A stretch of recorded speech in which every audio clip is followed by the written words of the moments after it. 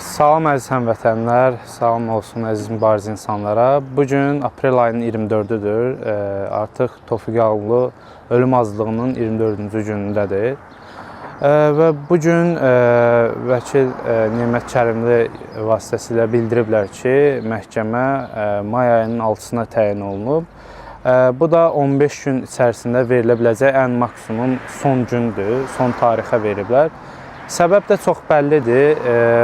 İlham Əliyev konkret olaraq qərar verib ki, Tofiq Yağublu ən pis vəziyyətdə olsun və onun ölümünə fərman verib.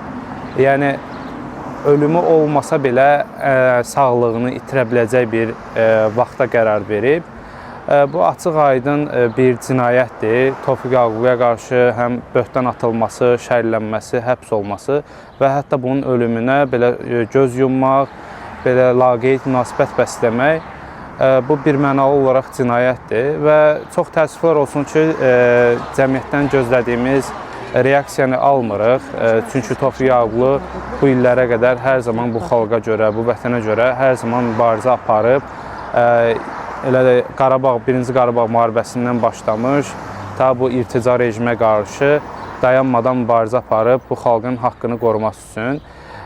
Biz bu mübarizəni davam elətdirəcəyik. Hal-hazırda sabah aprel ayının 25-i biz Vaşinqtonda etiraz aksiyası keçirəcəyik Tofiq Yağubluya və bütün siyasi məhbuslara azadlıq tələbi ilə. Tofiq Yağublu azad olunana qədər, eyni ilə digər siyasi məhbuslar azad olunana qədər biz mübarizəni dayandırmayacağıq, daima etirazlarımızı bildirəcəyik. Və cəmiyyətdən bir daha xahişim odur ki, bu məsələyə susmasınlar.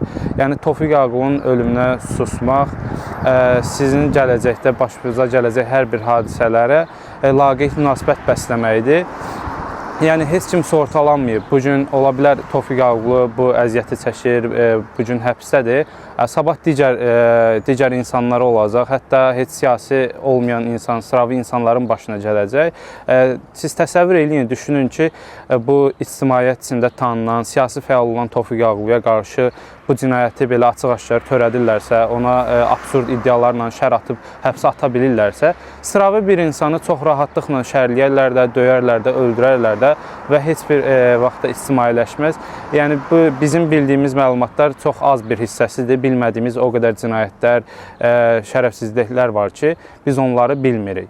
Və buradan Amerikada yaşayan bütün soydaşlarıma çağırış edirəm ki, sabah 25 aprel saat 12-də Konqresin qarşısında Tofiq Yağublu başda olmaqla bütün siyasi məhbuslara azadlıq tələbi ilə aksiya keçirəcəyik. Əziz həmvətənlər, qorxmayın, çəkinməyin. Biz mübarizəni sona qədər davam elətdirməliyik. Biz qalib gələcəyik, yaşasın demokratiya. Tofiq Yağubluya azadlıq, bütün siyasi məhbuslara azadlıq.